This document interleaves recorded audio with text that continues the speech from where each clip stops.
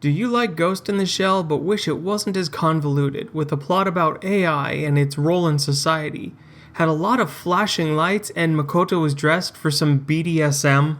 Well, you can have all that in Armitage 3. Don't ask about Armitage 1 and 2. You're not supposed to know about them. Set in the year 2046, this story begins with one crazy sci-fi plane. Gotta be some luxury thing since the mecha stewardess is dressed like a hooker and they're on a train. On a plane. Somewhere along the way a murder occurs, and as the bad guys try to leave, they're stopped by the MC of this story, Naomi Armitage, an illegal third-type android cop. Being third-type just means she's mostly indistinguishable from humans and has capabilities other androids can't have.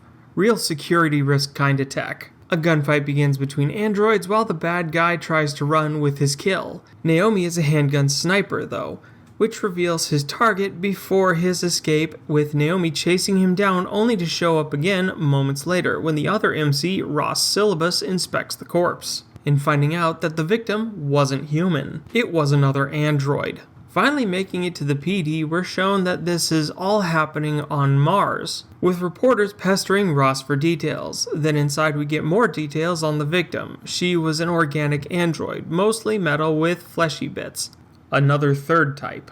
Turning on the TV after the meeting shows a recording of the events the bad guy took, like he's taunting everyone with how the victim was an android all along. And this clearly upsets Naomi. There also seems to be a social push to remove robots from human society altogether, making this retro anime very topical for today's AI discourse. Ross has a backstory dream which shows us he might also hold animosity towards the robots. And following some Martian cityscape, Ross is told his new partner is Naomi. Then they go on the investigation, which leads us to getting an explanation on the purpose of robots on Mars. So there are clearly two sides to this social movement, and one of them is the side with the corpo manufacturers. Typical. Ross finds his partner about to do something stupid, removing her before she can. Some bants seem to smooth over the working relationship between the two, and we get some more Mars scenes of androids and their uses. The cop questions the victim's manager, but that gets nowhere, and Ross might be catching on to his partner not being exactly human either. Then he gets a message from a woman who's keeping a list of third types on Mars and has been getting threats from the bad guy. But also a bunch of third types are getting gunned down. Then finally, the villain gets a name, Rene Donclaude.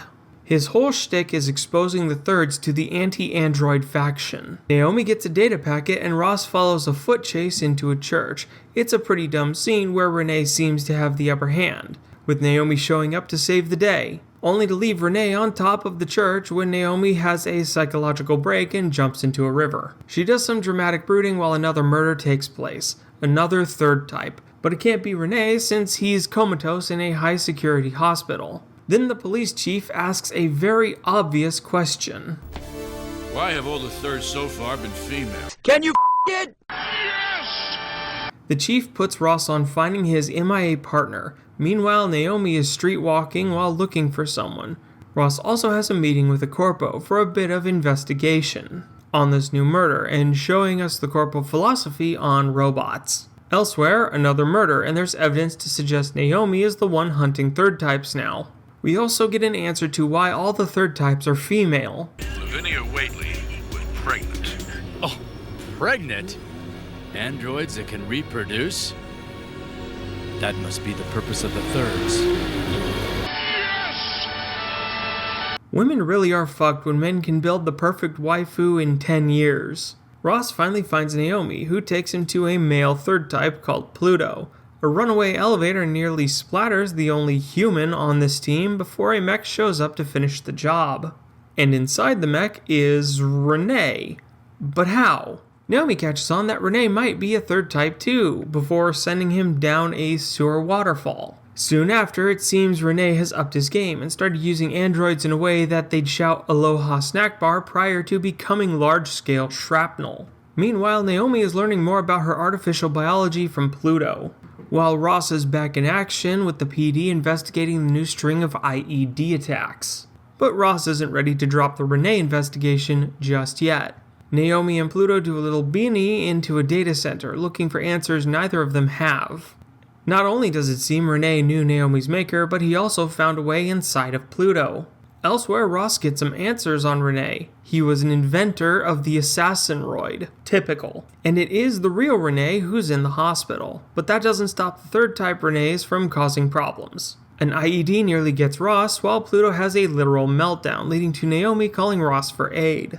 They bury what's left of Pluto, but since he was a third type, he's not entirely gone. His data has a backup, so they can pull a soma and put him into a new body. Just won't be the only male third type anymore. Pluto points them to the hospital where the PD spot a small military worth of protection guarding the place. Naomi goes sicko mode and the pair make it inside and to Renee. He also seems to not be in a coma, but their abduction of the bad guy is stalled by android bad guy in the mech suit again, culminating in Naomi pulling a trick to take the robot down for the count. But now the pair are on the run since the PD knows they were the ones to attack the hospital. Ross still has friends in the PD and gets a map to where Naomi's dad is. Heading to the facility, they find it mostly abandoned, but there's another Renee droid. At least this one doesn't seem hostile. Finally meeting with Asakura, who seems thrilled to see Ross but treats Naomi like an outdated microwave. Seems the old man has been perfecting his fourth type biodroids.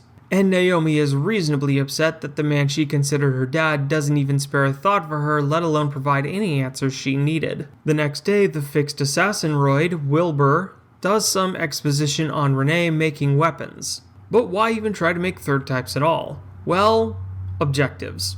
Either solve the declining birth rates on Mars, with androids that are basically programmable women, but even Asakura couldn't solve the problem of the logical instability in the female third types. Even as robots, women are still crazy. Or the assassin-roids will force Mars into a treaty with Earth because Mars is reliant on Earth for immigration, which is what's happening. The third types that could catch preggers were in the way of the treaty, so they had to go. That's when Ross and Naomi get the bad news. The Martian government knows that they are there and are sending military force after them, shoveling the blame of all the attacks upon their shoulders. The chief is the one giving them this heads up, and while it seems the PD wants to side with their rogue cops, they can't, at least not publicly. At the 11th hour, Asakura seems to have been acting the entire time, sending Ross and Naomi out before the military shows up to siege the lab, with the broadcast of the treaty being interrupted by Pluto and the other third types who were slain as part of Renee's plot. Ross and Naomi suit up before striking back at the military, all while the androids of the colony are locked onto the broadcast. A time skip shows us that the MCs did make it out of their attack alive. A few years later, Mars is being terraformed and Naomi is making a cake. Meanwhile, an unknown group attacks what looks like a manufacturing facility for the Armitage units on Earth. It's a group of radicals continuing the anti-android work, and Naomi gets all of the data from it. Elsewhere, Ross is picking up their daughter from school. It's her birthday, but Ross isn't above being romantic for his robo-waifu. That night, Naomi suits up and slips out. She's not about to let that ping from earlier go, and it takes her all the way to Chicago. Because of course it's Chicago. A news broadcast spreads propaganda, but Naomi knows her target. She chases him down and outclasses guards, which leads to a guy in a mech suit showing up. Not like Naomi can't handle him either, but someone is watching her. Back on Mars, Ross is now a security guard, and the fuel plant he works at is attacked by a group of heavily armed masked men. Naomi confers with Pluto, because of course he's still around, while Ross has to deal with the press in the aftermath of the failed attack, with introductions to the plot of conflicting ideologies. The human supremacists who want to keep robots as objects, and the robot rights group trying to get the same protections for androids that humans have. Naomi's next stop is the general's office. She's got him on the back foot, but it looks like the bastard had no idea of what the third project even was. And her hand is stilled by someone who knows her name and isn't above a team kill.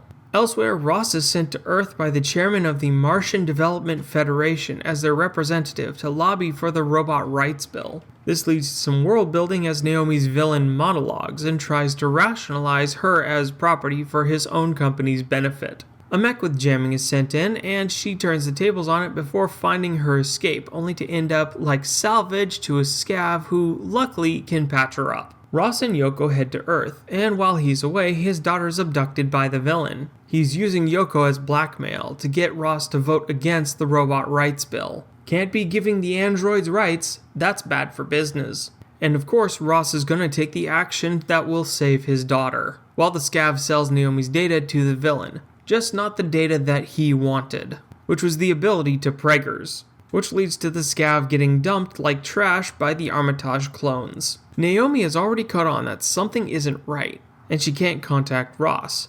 The villain has no plans to honor the deal, and tries to blast Ross instead. There's a car chase with a heli attack, and the waifu finally finds husbando. Now she knows what's going on, and the couple begin the counterattack to rescue their daughter. But villain has Yoko locked in a freezer, so Naomi needs to buy time until Ross can get her out. When it's time for their exit, Naomi has to fight her clones. Ross and Yoko make it to the spaceport, but the clones catch up. The scav is fixing Naomi again, and at her request removes her combat limiter because she knows her clones are going to hurt her daughter.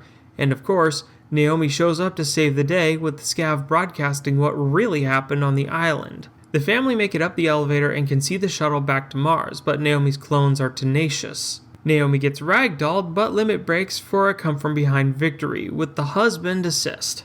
Villain tries a last-ditch effort to blast the shuttle, but gets TK'd by the surviving clone taken over by Pluto. Back home on Mars, the family gets their day at the beach for a bit of an anticlimactic ending.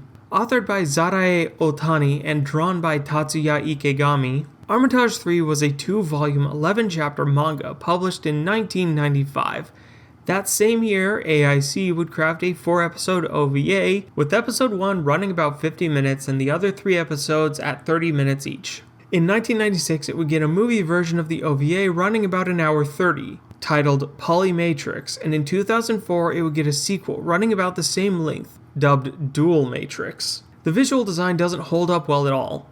It looks like it's from the late 80s rather than the mid 90s, and the sequel only sharpens up the art and makes it darker. Not really an improvement. And the authors made sure to work in that dystopian fan service with Naomi's choice in outfit, amongst many other lesser examples. But the fan service doesn't really do anything to improve the show.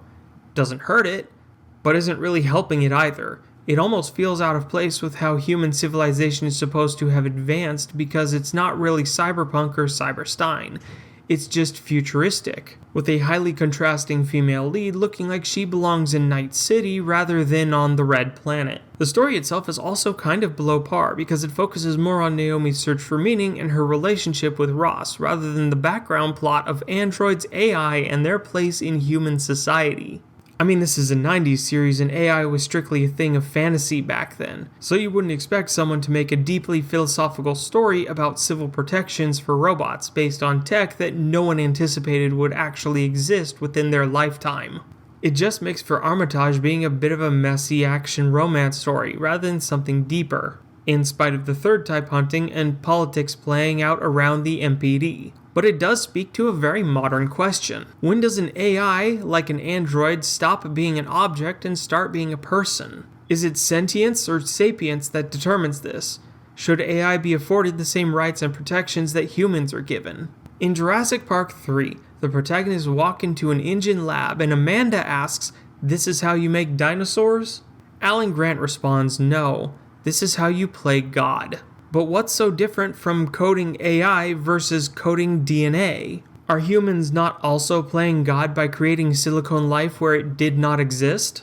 As AI tech marches forward at a rate so alarming that RAM is now worth more per ounce than gold, humanity will eventually reach a point where the AI programs are so cheap to produce, highly customizable, widely available, and nowhere near as resource intensive as they currently are. Back in 2016, a Japanese company called Vinclu developed the Gatebox, a hologram smart appliance that was basically Alexa with a better display and not Amazon spyware.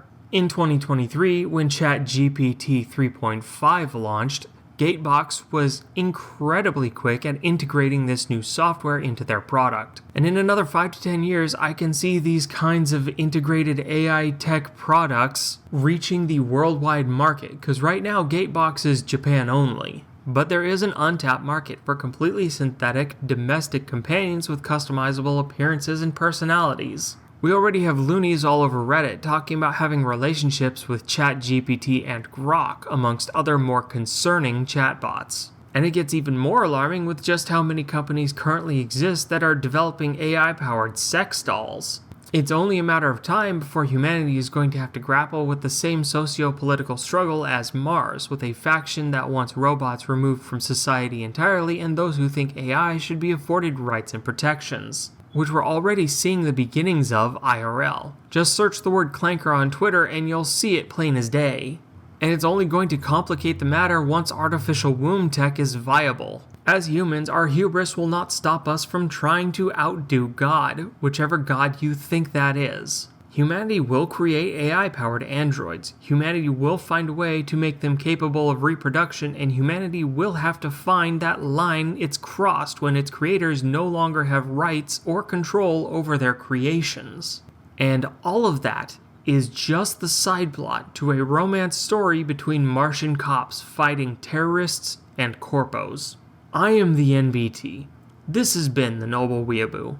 Like or don't, sub or don't, and thank you for watching. Armitage 3 aged poorly, but that doesn't mean it isn't worth the watch. It's a short series that you can wrap up in 3 to 4 hours that will have you pondering the consequences of technological advancement and how humans really aren't ready to face what we create.